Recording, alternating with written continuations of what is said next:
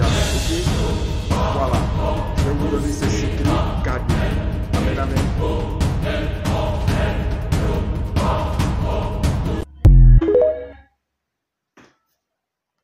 Voilà, aujourd'hui le thème c'est comment faire prospérer ses affaires. Comme je le dis, toute personne consciente et toute personne responsable doit travailler. Parce que c'est à la sueur du travail que nous gardons notre honorabilité. C'est à la sueur du travail que nous gardons notre honneur. C'est à la sueur du travail que nous ne sommes pas déshonorés face à nos familles, face à nos parents, notre génération. Elle nous donne du parfum. Travailler, c'est comme un parfum qui nous arrose chaque matin lorsqu'on se lève et qu'on rentre le soir avec le gain honnête. Pas le gain de prostitution, le gain honnête, pas le gain de malhonnêteté, pas le gain du vol, mais un gain honnête à travers nos activités que nous faisons. Donc, travailler, ça fait du bien au corps. C'était le premier principe que le Seigneur nous a donné, que tu mangeras à la sueur de ton front. Donc, tout homme, toute personne vivante doit être active. De toutes les façons, si tu n'es pas actif, tu finis par te rouiller ou par dépérir. Parce que la personne qui n'a pas d'activité, du point de vue physiologique, finit par rouiller son mécanisme de mouvement. Il grossit, il reste là et puis il se gâche. Donc le travail, ça fait énormément du bien. Mais le problème, c'est quoi? C'est que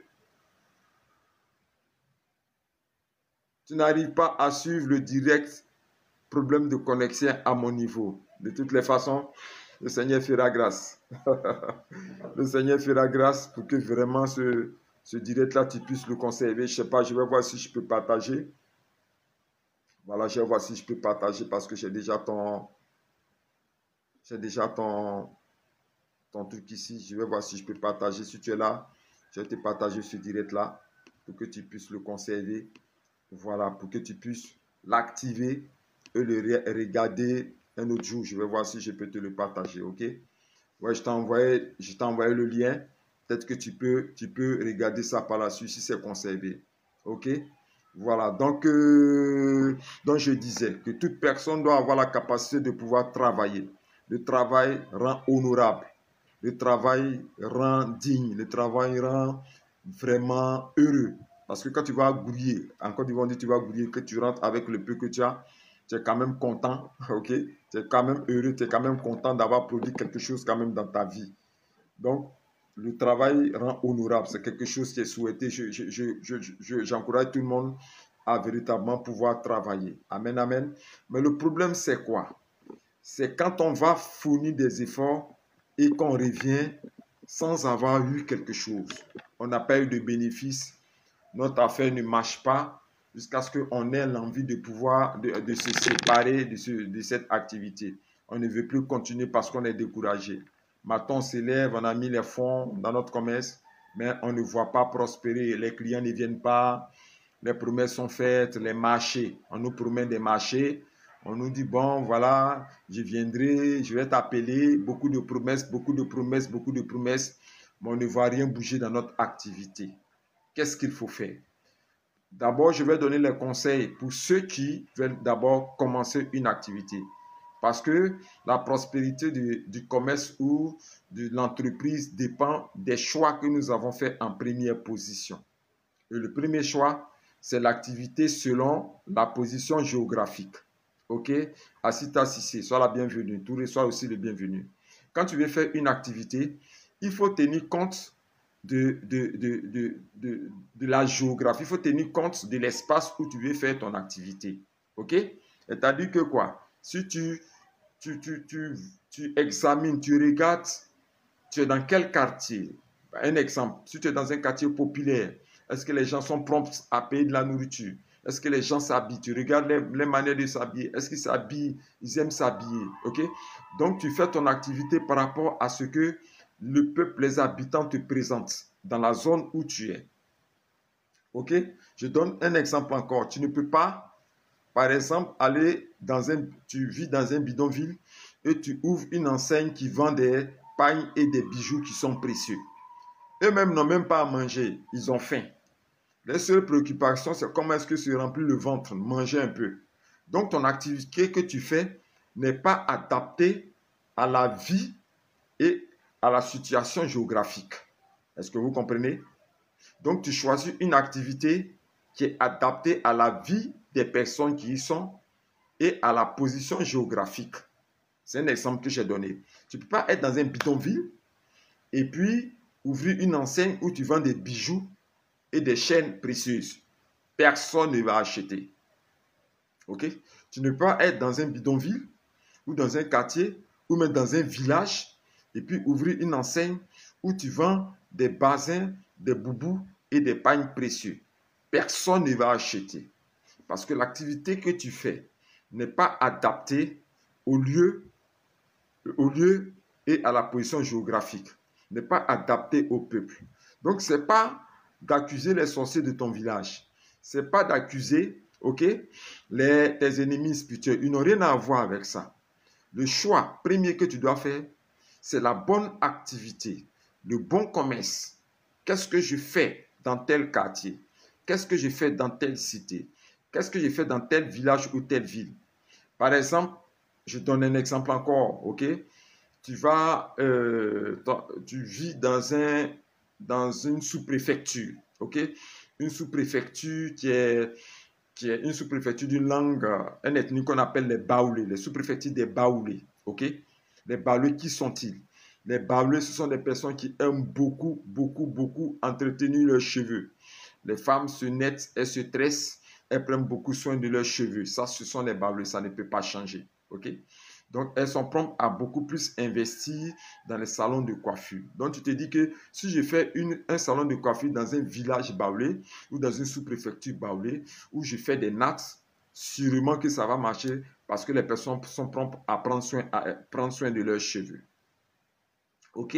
L'activité devient donc une activité adaptée au lieu d'exercice. Vous comprenez?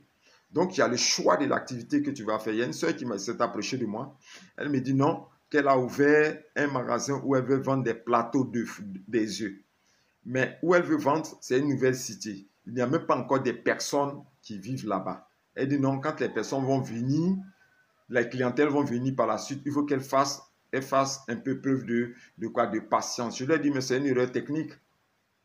Tu ne peux pas attendre que la clientèle vienne vers toi. Tu ne peux pas attendre le développement d'un quartier, d'une cité à cause de ton activité. Tu as besoin de faire rentrer de l'argent. Tu as besoin de payer le loyer du magasin. Tu as besoin d'avoir des fonds pour pouvoir véritablement être actif, marcher ton activité. Tu n'as pas attendre que dans 1 an, 2 ans, mais là, tu fais quoi? Ça, c'est une mauvaise appréciation de sa part. Donc, voici des éléments qui sont importants. Si tu veux faire ton commerce, il faut choisir le commerce qui va avec le coin, le lieu où tu vis, où tu habites, le lieu où tu exerces. Ne fais pas un commerce qui va contre le style de vie des personnes. OK? Par exemple, si tu fais un commerce dans un quartier, parce que ici, je suis quelque part sur la route des Dabou, ça c'est en Côte d'Ivoire dans le sud. Et dans le lieu où je me trouve, c'est un lieu qui est très actif. OK? Il y a des ouvriers, les maçons, des travaux sont faits, des constructions sont faites. En tout cas, c'est un coin totalement où il y a une rénovation. Les ouvriers sont beaucoup ici. Plombier, il y a beaucoup d'activités. OK? Immobilier ici, beaucoup d'activités immobilières. Pour quelqu'un qui ouvre un petit enseigne un restaurant, c'est sûr que ça marche. Vous comprenez? Si la personne ouvre un restaurant dans cet endroit où je me trouve, où il y a des maçons, des ouvriers, des techniciens, des ingénieurs, où il y a beaucoup d'activités immobilières qui est fait, les camions de sable viennent, les constructions sont faites, les camions de briques, il y a beaucoup de mouvements des ouvriers. Si la personne décide de faire un commerce de nourriture, ça va marcher. Pourquoi? Parce que le coin est en plein développement et les ouvriers ne manquent pas. OK, ça c'est un exemple que je donne. Et même si à la suite, les travaux finissent dans 5 ans ou 6 ans, 7 ans, 8 ans, mais les clients se sont habitués à toi et ton activité a pris du volume et de l'âge. Tes clients te seront fidèles. OK? Donc, c'est de choisir l'activité qui va avec l'activité qui va avec le lieu. Voilà. Si tu vends dans un marché, Il faut faire une analyse. Je suis en train de vous parler parce que moi, j'ai été comptable. J'ai été gestionnaire comptable.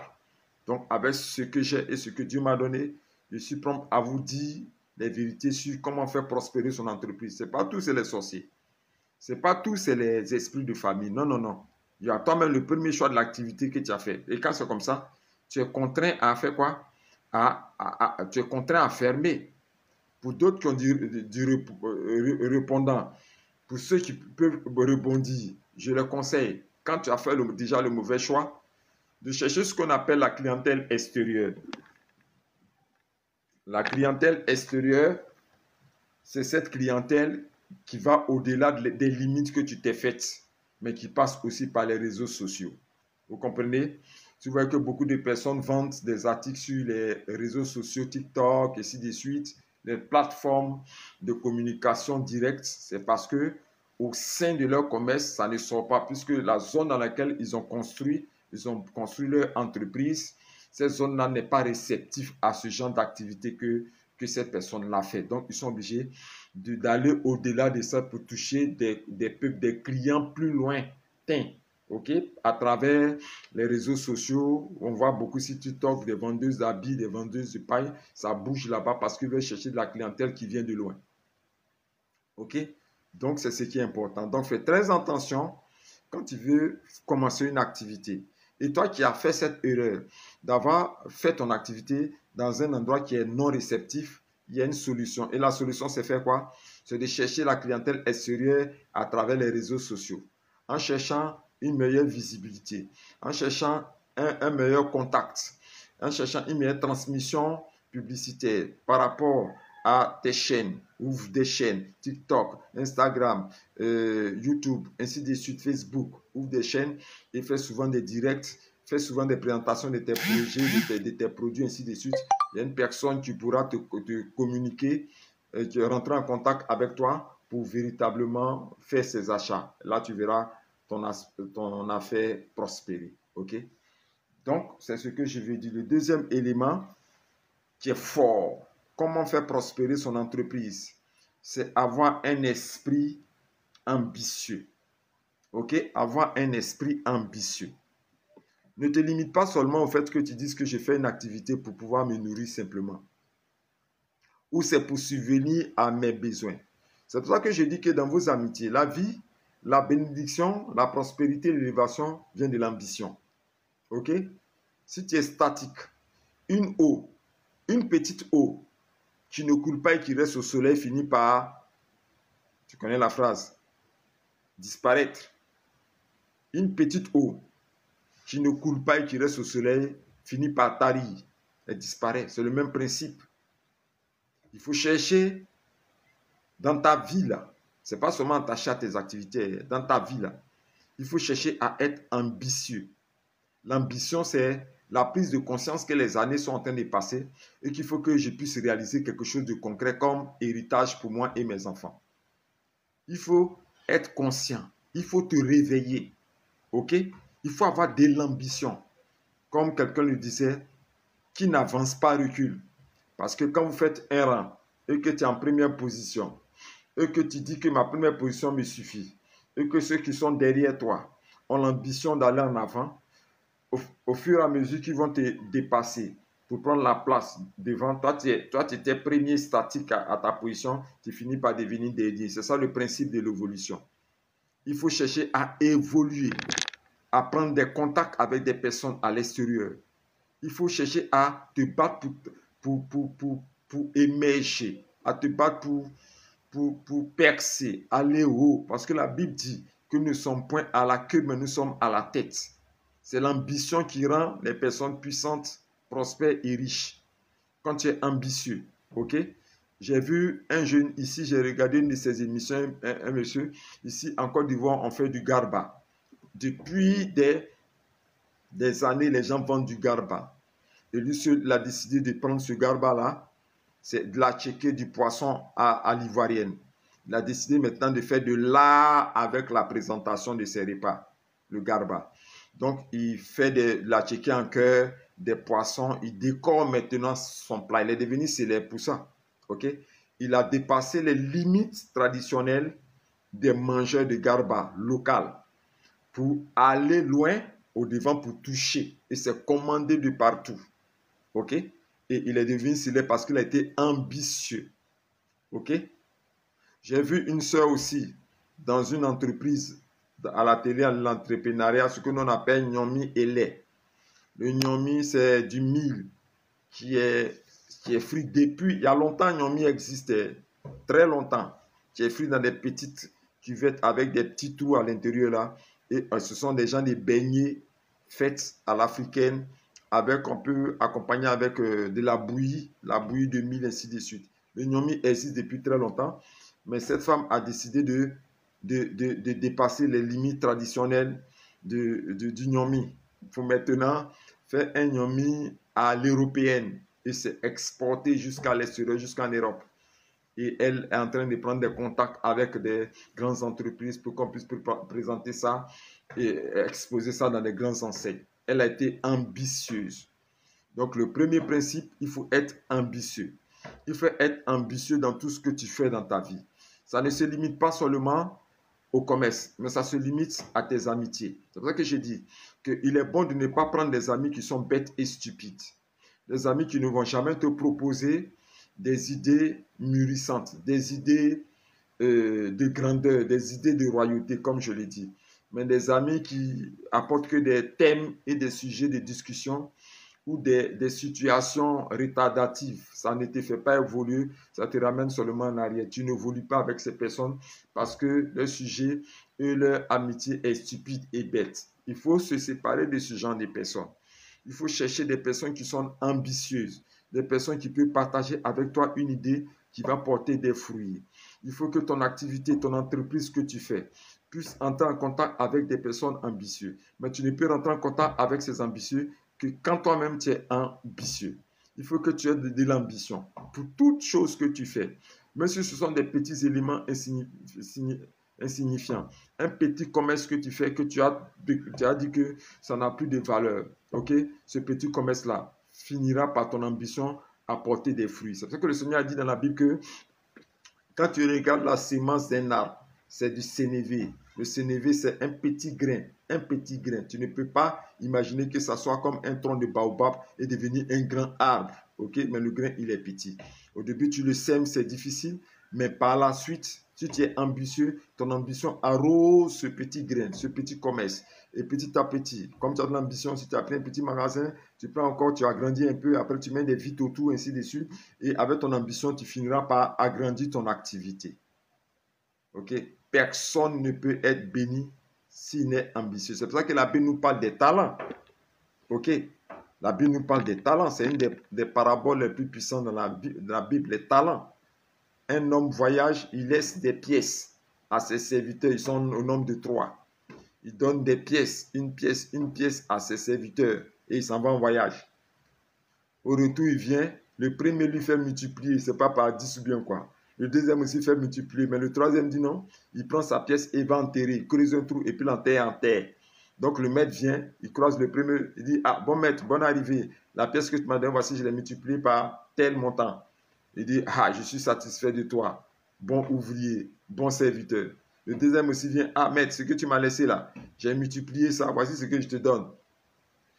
Il dit, ah, je suis satisfait de toi. Il approche du troisième, le troisième dit non, la pièce que tu m'as donnée là, j'ai creusé un trou et je l'ai enterré dans le trou. Le maître est fâché, il dit, mais pourquoi tu n'as pas fait multiplier ça? Ok? Cette parabole nous fait savoir que Dieu aime ceux qui multiplient, ceux qui sont ambitieux. Dieu bénit ceux qui sont ambitieux. Dieu élève ceux qui sont ambitieux. Dieu élève ceux qui ont un esprit, une pensée, j'appelle ça athlétique. Ceux qui vont devant, ceux qui avancent, ceux qui vont loin, ceux qui courent, ok? Ceux qui courent, qui ont de l'ambition, qui ont des rêves, ils proposent des rêves à Dieu. Ils proposent des rêves à Dieu, ils proposent des projets à Dieu. Ils ont un esprit de grandeur, ils veulent évoluer dans leur vie. Ce sont ces gens de personnes-là que Dieu bénit et que Dieu exauce et que Dieu ouvre les portes parce qu'ils sont déjà progressifs, ils vont devant, ils avancent. Ils ont une pensée qui veut faire des grandes choses. Dieu même sait que s'il est béni, avec le peu qu'ils ont, le Seigneur est sûr qu'ils vont faire multiplier cela. Amen, amen. Fatou, sois la bienvenue. Tu me mets des cœurs, des cœurs, on avance. Voilà. Donc, je reviens. J'ai dit que les deux éléments pour faire prospérer son activité, la première, c'est le choix de l'entreprise. Quelle activité je vais faire? Est-ce que quand j'ai fait ça dans ce quartier-là, est-ce que quand j'ai fait ça dans cette ville, est-ce que quand j'ai fait ça dans cette commune, est-ce que quand j'ai fait dans tel endroit, est-ce que les gens sont prompts à acheter? Est-ce que les gens ont déjà la culture de l'activité que je vais faire? Par exemple, je vends des pagnes, des habits. Mais si je fais dans ce quartier qui est un bidonville, est-ce que les gens vont venir acheter? Donc, c'est le choix de l'entreprise par rapport à l'aspiration du peuple, à l'aspiration des demandes, des envies, des demandes du peuple qui vit dans le même périmètre que l'activité que tu veux faire. Donc, j'ai parlé du choix de l'entreprise. OK? Le deuxième élément, c'est l'esprit ambitieux. Il faudrait que tu puisses avoir un esprit ambitieux. OK? Et j'ai dit que Dieu bénit ceux qui sont ambitieux. Tu n'es pas ambitieux, Dieu ne peut pas te bénir. Tu vas rester à ta place, statique. Une eau qui coule et qui est renouvelée par l'eau ne se dessèche pas si rapidement. Mais une petite eau qui reste au soleil, sans être renouvelée, finit par tarir. C'est le principe de la vie. Il faut avoir merci pour tes cœurs. Il faut avoir un esprit ambitieux dans tout ce que tu fais, dans tes amitiés, dans ta vie conjugale, tout. Toi et ton mari, soyez ambitieux. L'ambition, c'est ce que j'appelle la parole que Job dit. Il dit que avant même, Job a dit que c'est ce auquel je pense qui m'arrive. Il a parlé de la pensée active. C'est Job qui a donné le secret de la pensée active. Si tu as de la grandeur dans ton esprit, les choses grandes viendront vers toi. Si tu as de l'élévation dans ton esprit, les choses élevées viendront vers toi. Si tu as des choses précieuses dans ton esprit, les choses précieuses viendront vers toi. Si tu as de la richesse dans ton esprit, la richesse viendra vers toi. Si tu as quoi? L'élévation, tu as le voyage. Si tu as tout ce que tu veux faire de grand, si tu as ça dans ton esprit, ça viendra vers toi. OK? C'est ce qu'on veut dire, c'est ce que j'appelle l'ambition. Amen, amen. Et je vous ai dit, par rapport au deuxième point, de ne jamais chercher à avoir des amis, ne collaborez pas avec des personnes non ambitieuses. Il ne faudrait pas collaborer avec des personnes qui n'ont pas d'ambition. Tout ce qui les concerne le matin, c'est de s'asseoir, critiquer les gens matin jusqu'au soir, commérer jusqu'à regarder les autres, s'occuper de la vie des autres, puis ne rien faire dans les vies. Et personnes là. Ne t'assois jamais avec ces gens de personnes.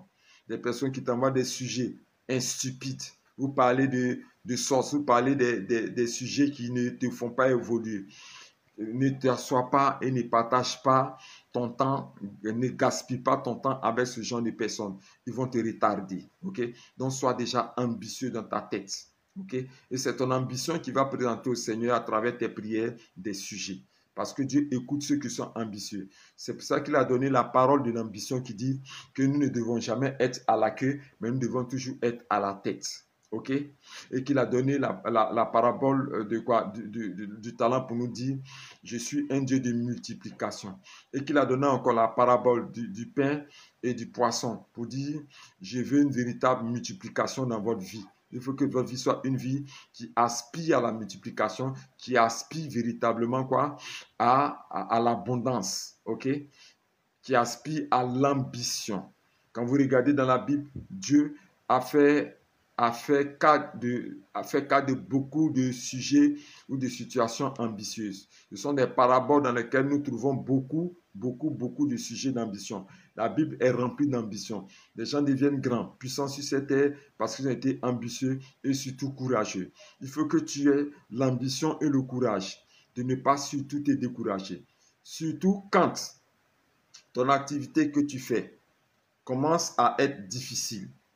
Parce qu'il y a aussi la loi de la sémence. Dieu dit, quand un grain mis à terre doit pousser, il faut qu'il meure d'abord. Okay? Le grain qu'on va planter à terre, pour que ce grain-là puisse pousser, il faut qu'il passe par ce qu'on appelle le processus de la mort.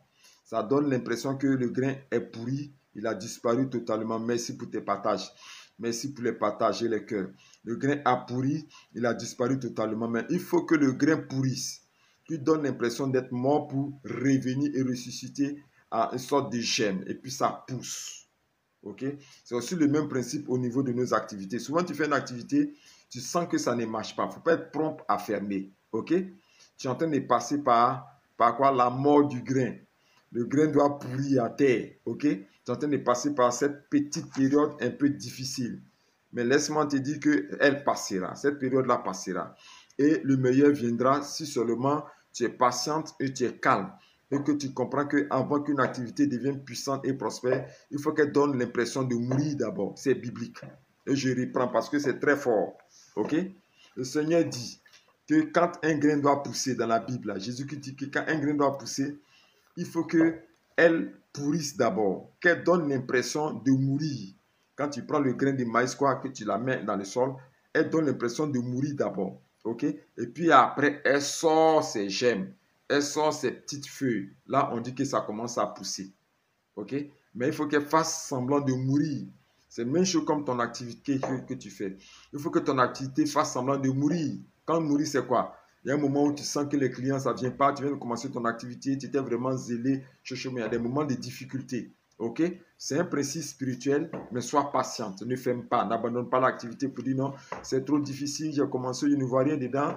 Quand ce moment va passer, tu vas voir que les choses vont commencer à bien se passer pour toi. Les clients vont revenir, ça va commencer à apporter de la productivité, à apporter des fruits.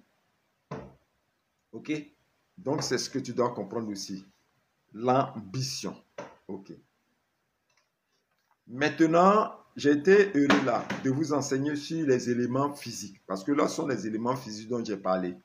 Les éléments sociaux et comportementaux. Ok? Des éléments comportementaux et sociaux. C'est-à-dire, je te parle véritablement de quelle attitude tu dois avoir pour que tu fasses réussir ton commerce. Ok? Comportementaux et sociaux. Ça, c'est ton attitude, ce que tu dois faire de manière physique. Ok? Mais comme moi, je suis aussi dans le domaine spirituel, je vais te donner des conseils afin que véritablement, merci pour vos partages. Partagez. Je vois déjà 7 partages. Ça va aider beaucoup de personnes. Partagez, mettez des cœurs. Mettez des cœurs pour que je puisse continuer encore. Partagez, mettez des cœurs. Partagez pour que je puisse continuer. Mettez des cœurs, tapotez, partagez pour que je puisse continuer. Voilà, partagez pour que je puisse continuer. Partagez. Mettez des cœurs. Parce que nous allons parler des choses maintenant qui sont spirituelles. Ok? La spiritualité dans le domaine commercial. La spiritualité dans le domaine commercial. Des cœurs. On est déjà à 7 partages, c'est pas beaucoup. Faisons grimper, Sidipe, Nabintou.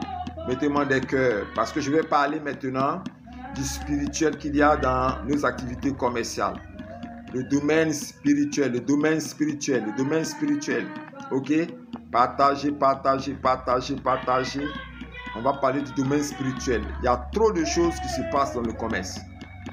Trop de choses qui se passent dans nos activités commerciales. Trop d'occultisme. Trop de magie. Trop de malédiction. Trop de blocage spirituel. Trop d'atteintes à la vie et à l'âme des personnes. Trop d'attaques. Trop d'élimination. Trop d'empoisonnement. Trop de morts subites. Trop de drames. À cause d'un commerce, à cause d'une activité comme une soeur que j'ai rencontrée dans la capitale de Yamoussoukro, qui a fermé son enseigne commerciale où elle vendait parce qu'elle est tombée malade, elle s'est amaigrie et on lui a fait savoir que c'est à cause de ton commerce qu'on va te tuer, il faut fermer, elle a fermé. Donc il y a le